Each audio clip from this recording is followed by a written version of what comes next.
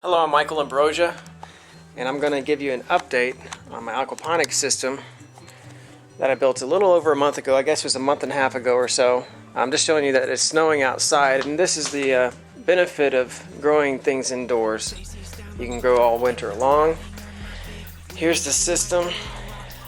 I built it for under 50 bucks. I think it was actually under 40 bucks. And this is the progress so far. I'm going to take you through what's doing well and what isn't quite doing that great. Cilantro seems to be coming up pretty good here. There's cilantro planted over here, and planted a little bit over there later, and that's coming up. This right here is a cucumber, and that's doing well. And over there is cantaloupe, that's doing well. Now this is a vine peach, a smaller one that's coming up right here. And it's supposed to be similar to cantaloupe, but a lot smaller. The size of a peach, and maybe tastes more like a mango.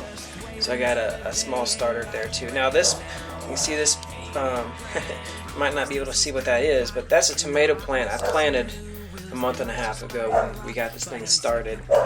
As you can see, this is very tiny for a month and a half. Alright, the kids are wrestling. Hey, calm down. Calm down. Shut the door here. Do not disturb. So, tomato plants like warm soil, warm water, and so its growth is stunted. However, I think it's probably going to still come up very slowly and maybe produce some fruit someday. Now, let me see if I can take you in here. If you can see these small, I think I had dropped some basil. I think those are little basils coming up, but I'm not sure.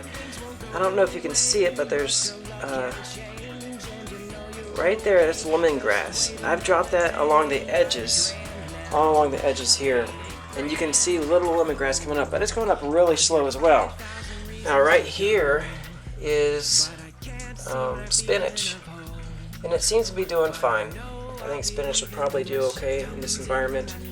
There's a little starter of a pea. These are little snow peas, and the winner by far is the snow peas, or the snap peas.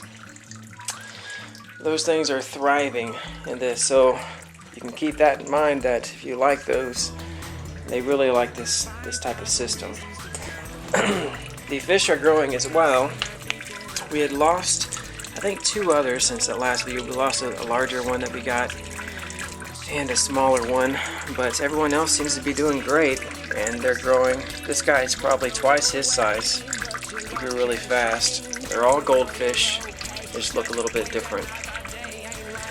Now I was also going to mention, if you build this type of system, this is a 160 gallon per minute, no, 60 gallon per hour, 160 gallon per hour pump that I have running up here. I think it's like 8 watts. There's the tube coming out. It has a pretty slow, I guess that's average for a tank or something, but that's pretty slow for this type of system. If you're going to do that, go ahead and use a 1/2-inch pipe when you build this thing, and not even bother with the larger size, because that determines how the siphon catches on. Let me raise this up. You can see it looks like it just shut off not too long ago because we have a high water level. But anyway, that's the system. It's doing really well.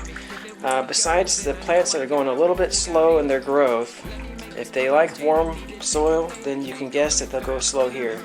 I forgot to mention that's a small basil plant. Most of these things are planted from seeds. And I also wanted to mention that as I thought about this and experimented a little bit, I found out that those little cups that I made are not really necessary. And the little starter pods, I used some of those starter pods and stuck them down in here. The thing is when they stay wet all the time, they can tend to grow mold on them. You don't want that.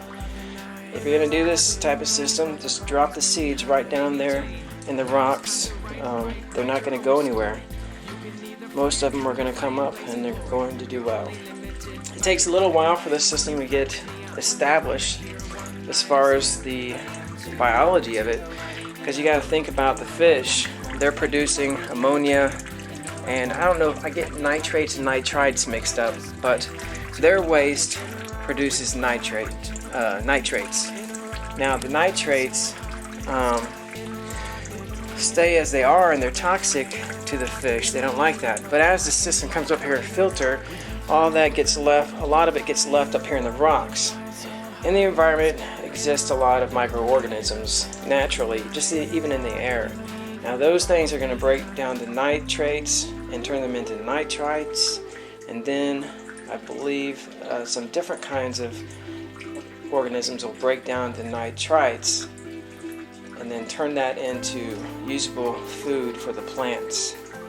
So for those things to get established, it takes a little bit of time, and everything's dependent on how much of that you're producing from the amount of fish you have compared to what the plants will need.